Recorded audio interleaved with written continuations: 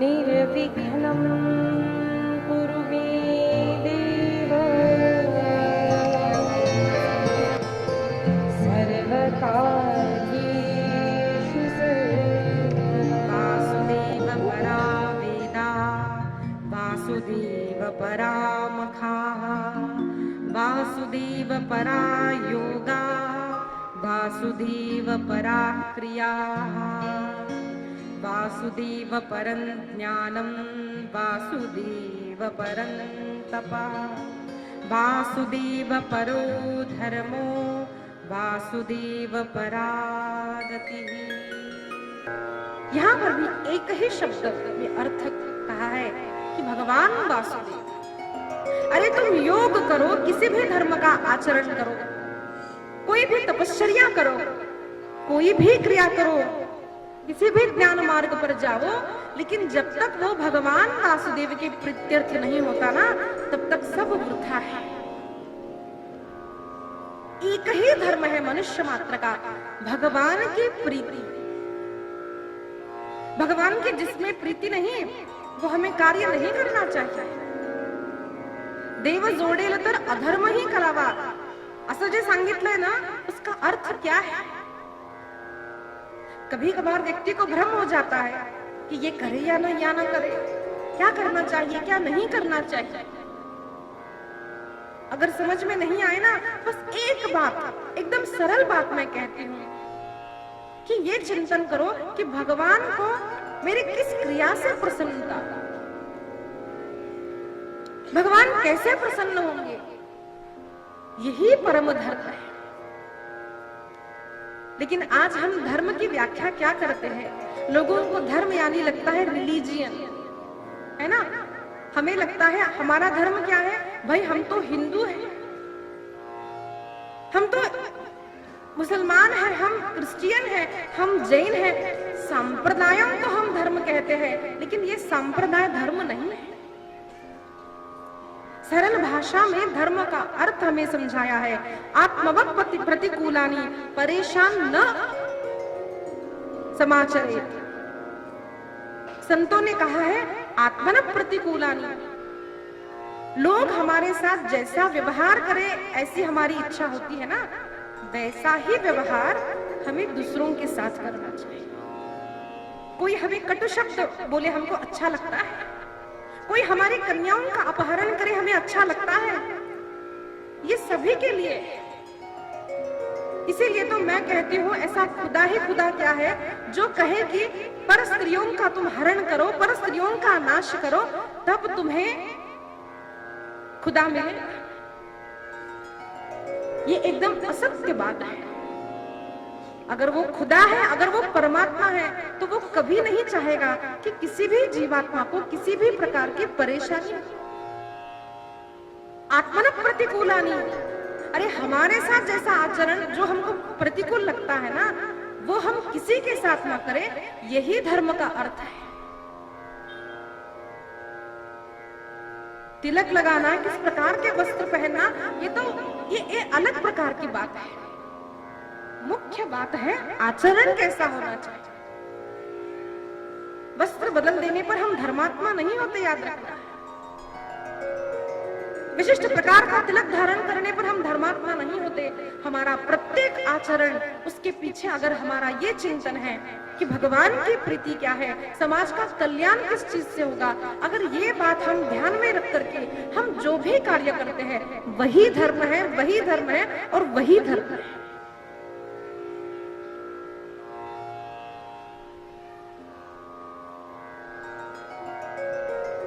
वासुदेव परा योगा।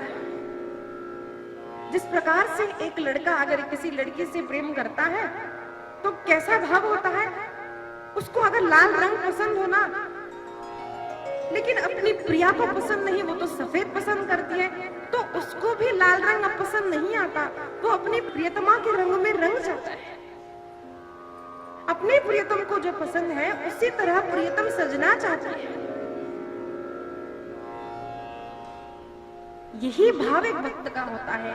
जैसे पतिव्रता नारी अपने पति से प्रेम करती है, उसी प्रकार से भक्त भगवान को क्या अच्छा लगता है, भगवान को क्या अच्छा लगता है, मेरे भगवान किससे रीझ जाएंगे, ये बार बार सोच समझ करके अपना हर कार्य करता है। वही भक्ति है, वही तो धर्म है।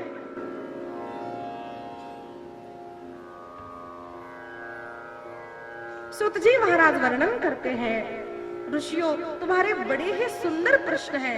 तीसरा प्रश्न किया है, भगवान का अवतार क्यों हुआ? क्यों होता है भगवान का अवतार? भगवान श्री राम का अवतार क्यों हुआ? भगवान श्री राम, भगवान श्री कृष्ण भगवंताचे अनेक अवतार का होतात?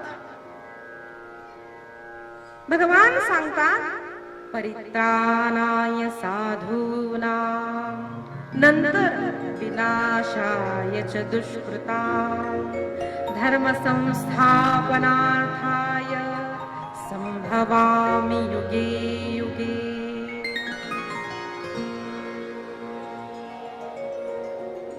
अनेक संत येतात, अनेक आचार्य येतात आणि आपल्याला धर्म शिकवतात।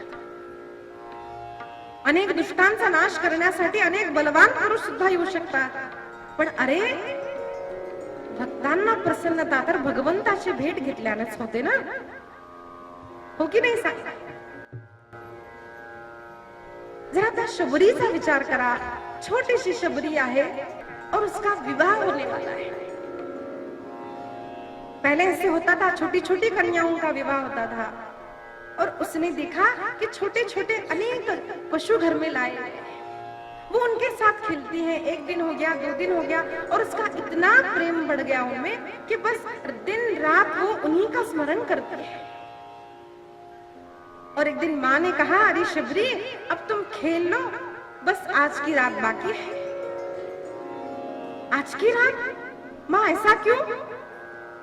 अरे कल तुम्हारा विवाह है, तो तुम्हारे विवाह में इनका भोज बनेगा, ये तो सारे कट जाएंगे। छोटी सी बच्ची के आंख में आंसू आए, कहा माँ इनको आप काटोगे, इनको आप पकाओगे? नहीं माँ ऐसा नहीं करना। माँ ने कहा, अरे तुम्हारे पिताजी से जाकर के बात करो। ऐसा थोड़ी होता है, हम जब अनेक विवाह सम्मेलन में जाते हैं तो वहां पर हमें भी यही भोज मिलता है। अब अनेक लोग हमारे यहाँ आएंगे तो क्या हमें भोज प्रीति भोज नहीं देना चाहिए? माँ अब तो दूसरे पदार्थ बनाइए ना। शबरी माता ने कहा, माँ आप दूसरे पदार्थ बनाइए। माँ ने कहा, नहीं नहीं तुम जाकर अपने बाबा से बात कर लो। छोटी शबरी क्या बात करे, डर गई, रो रही है और उसने विचार किया, अरे मैं बाबा से बात नहीं कर सकती, माँ तो मानती ही नहीं, और अगर मेरा विवाह हुआ तो ये तो सारे कट जाएंगे। इस विचार से छोटी सी शबरी घर से भाग गई। कोई पकड़े नहीं, इसीलिए दिन के समय प्रार्थना करती है। बार बार भक्त जब प्रार्थना करते हैं ना कि कन्हैया कभी तो मेरे द्वार पर आओ, कन्हैया कभी तो मुझे दर्शन दो, कन्हैया कभी तो मेरे पास आओ। मेरी भी बिगड़ी बना जाना, आ जाना, मेरा भी माखन आ जाना, मेरा भी माखन चुरा जाना। एक दिन मेरे घर आ जाना, आ जाना, मेरा भी माखन खा जाना, मेरा भी माखन चुरा जाना, मेरा भी माखन खा जाना, मेरा भी माखन चुरा जाना, मेरा भी माखन खा जाना, ओ मेरा भी माखन चुरा जाना, मेरा भी माखन चुरा जाना। जब जब गोपियों ने इस प्रकार पुकारा, जब जब भक्तों ने ऐसी पुकार की ना, तब तक भगवान आए हैं। इसलिए भगवत गीता में भगवान पहले कहते हैं, मैं क्यों आता हूं? परित्राणाय साधूनां।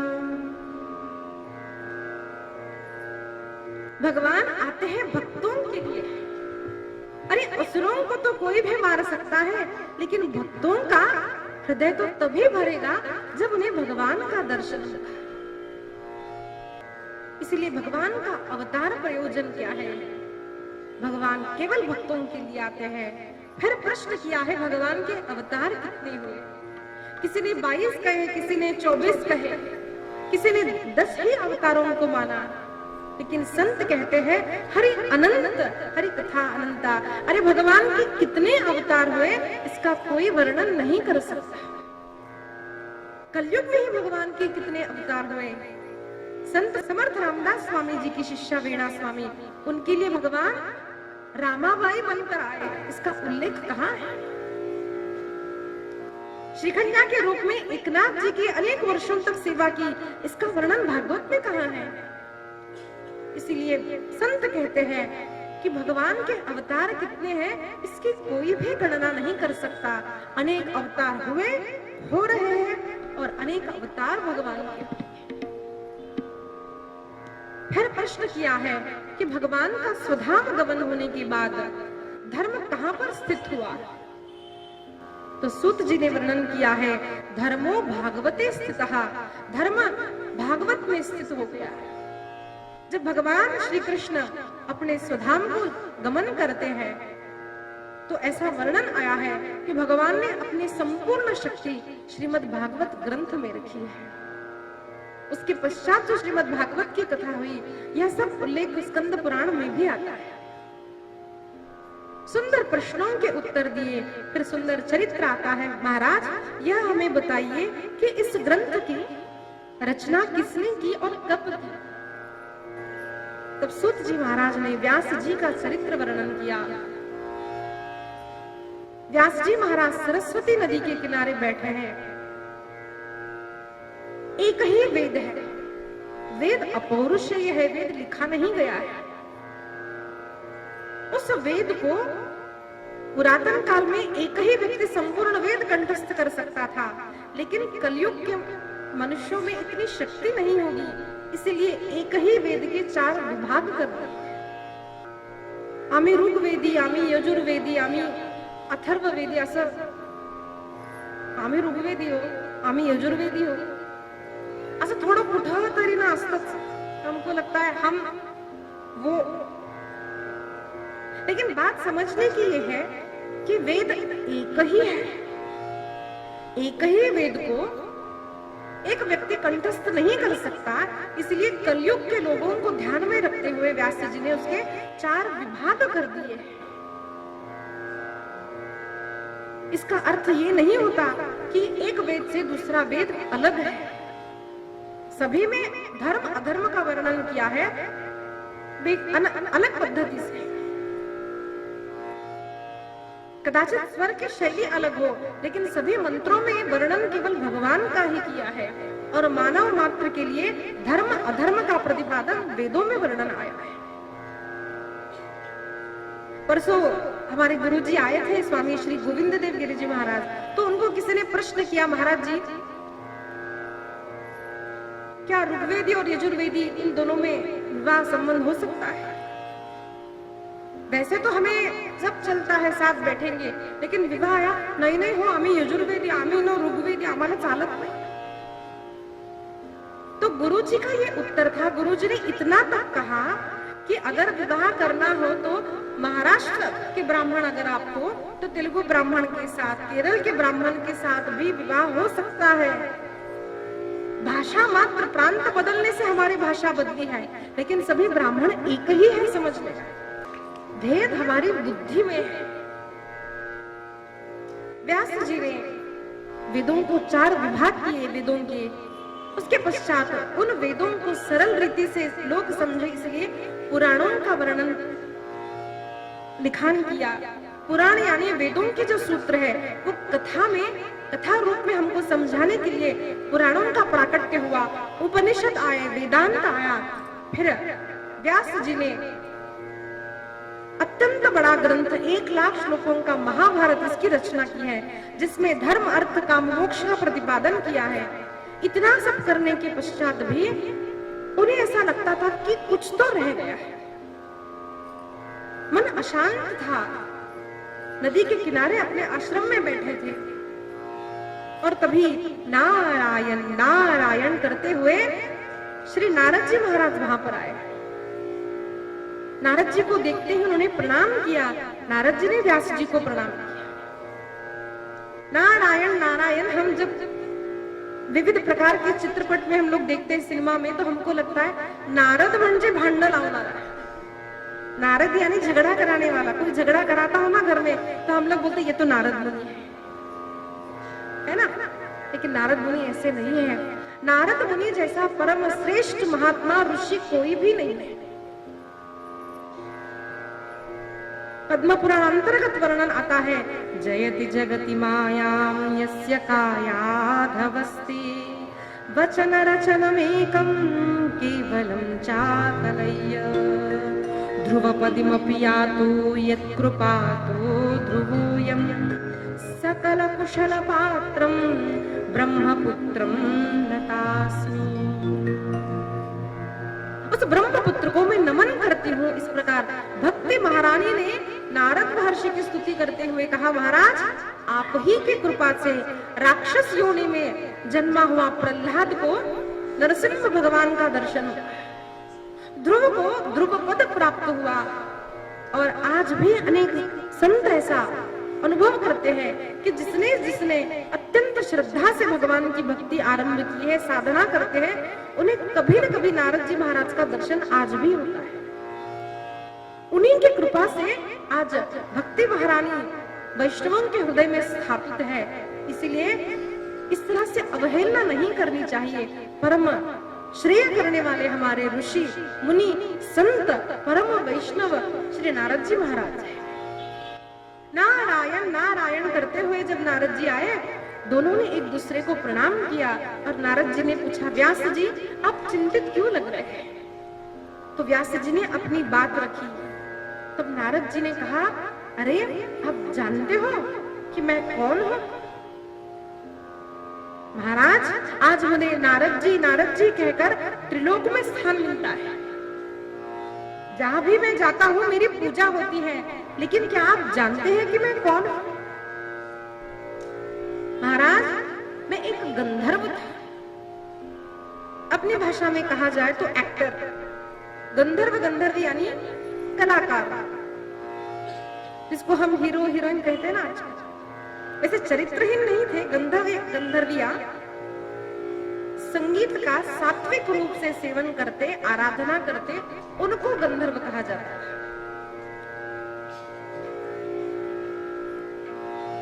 आजकल हम भले ही गंधर्व अवार्ड दे दें या उनको गंधर्व कहे, वो गंधर्व नहीं हो जाते।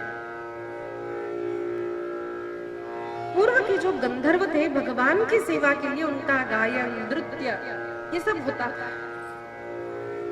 एक ने प्रश्न किया, स्त्रियों के साथ जो अत्याचार होता है उसका कारण कौन है? तो कई लोग तो बोलते हैं उसका कारण स्त्री ही है। चित्रपट है अन्नमाचार्य का, संत अन्नमैया, ऐसा तेलुगु में। मैं इसको बहुत बार देखती हूँ, बहुत बहुत अच्छा लगता है। श्री अन्नमाचार्य भगवान तिरुपति वेंकटेश महाराज जी के अनन्य भक्त हुए। अनेक अनेक कीर्तन, जैसे अभंग हम लोग कहते हैं मराठी में, वैसे तेलुगु में कीर्तनलु कहा जाता है। तो ऐसे अनेक अभंग उन्होंने भगवान वेंकटेश पर लिखे। उसमें ज्ञान वैराग्य भक्ति परिपूर्ण है, ऐसा उनका सुंदर चित्रीकरण उस चित्रपट में किया गया। तो उसमें एक गाना आता है जो बहुत देखने योग्य नहीं है। काम कोई भी गलत और अच्छा कैसे होता है? उद्देश्य से एक काम अच्छा और बुरा होता है। मैं तो कहूंगी बच्चों से, आज तरुण पीढ़ी से मैं कहूंगी, अच्छे अच्छे आप डायरेक्टर बनिए, प्रोड्यूसर बनिए, आप अच्छे कलाकार बनिए और धर्म की स्थापना कीजिए। आप ये नियम ले लीजिए कि मेरे सिनेमा में कोई भी किसी भी स्त्री के साथ कोई भी गलत व्यवहार नहीं होगा। मेरे साथ जो काम करेंगे उनको भी, जैसे अभी हमने सुना, आत्मस्य प्रतिकूलानि, जैसे मेरे साथ सभी आचरण करे ऐसा मैं चाहता हूँ उसी प्रकार का सम्मान का, सत्कार का, आदर सभी कलाकारों के साथ रखूं। ऐसा अगर कोई कर सकता है ना, तो I would really say go ahead, करना चाहिए, क्योंकि उत्तम मार्ग है, लोगों को अत्यंत प्रभावी करने वाला ये मार्ग है सिनेमा का। लेकिन बुरे लोगों की अगर वहां पर सत्ता चलने लगी तो आज हमारे समाज में यही घटित होने वाला है। इसीलिए घर घर में बच्चों के फेवरेट हीरो तो वही है जो अपने ही देश में रह के अपने धर्म की अवहेलना करते हैं, अपने धर्म की निंदा करते हैं। तो जानिए बात कि कोई काम गलत और अच्छा कब होगा, जब हमारा उद्देश्य अच्छा होगा, तब वह अच्छा काम कहलाएगा। तो वो गंधर्व नहीं है, स्वर्ग के गंधर्व गंधर्विया भगवान के प्रीत्यर्थ नाच गान करने वाले। और ऐसा ही में गंधर्व था तो उसमें भी अलग अलग प्रकार के गीत होते हैं। सात्विक राजस यानी हम शादी ब्याह में भी गीत गाते हैं या नहीं? शादी ब्याह यानी गाना आता है, पाच पानाचा गवीडा आता है ना, किती छान वाटतं ना लग्न असलं घरी, मस्त गाणे होते। हे राजसिक गाणे आपल्या लग्नासाठी आपण मावशीचं, मामाचं घर, सबका हम नाम लेते हैं, अच्छा आनंद मनाते, गाना चाहिए। लेकिन भगवान के सामने भी बैठकर वो गाना गाए तो सात्विक गाना। तो यहाँ पर भी ऐसे कुछ होते हैं कि पति पत्नी, गलत नहीं है, अच्छे अपनी पत्नी को कभी कभी रिझाने के लिए मैं तो बोलती हूँ गाना चाहिए कभी कभी। तो भगवान के सामने भगवान का पूजन हो रहा था, आयोजन हो रहा था, और महाराज मैंने ऐसे ही मेरे मुख से कुछ ऐसा गाना निकल पड़ा तो सभी आश्चर्य से मेरी ओर देखने लगे। लेकिन ब्रह्मा जी को इतना क्रोध आया, ब्रह्मा जी ने मुझे शाप दे दिया कि कैसा गाना ये तू गा रहा है, जा पृथ्वी पर जा और दासी पुत्र बनकर जीवन जी। मैं बहुत गिड़गिड़ाया, मैंने क्षमा याचना की, लेकिन ब्रह्मा जी नहीं माने। पृथ्वी पर दासी पुत्र के रूप में मैंने जन्म लिया और मेरे बाबा नहीं थे, बचपन में ही बाबा गुजर गए व्यास जी, और केवल मेरी माँ थी जो कि घर घर काम करती, बर्तन साफ करती, कपड़े धोती, आंगन बुहारती, और मैं एकदम छोटा सा बालक, बस दिन भर खेल कूद बस यही था। माँ बार बार बुलाती, बेटा आजा, भोजन नहीं करना है, भूख नहीं लगी। नहीं माँ, थोड़ा खेल कर आऊंगा माँ, बस थोड़ा सा। माँ कहती, अरे इसको तो इतना खेल कूद अच्छा लगता है कि भोजन का भी ध्यान ही नहीं रहता। महाराज मैं इतना खेलता था, मैं क्या बताऊं।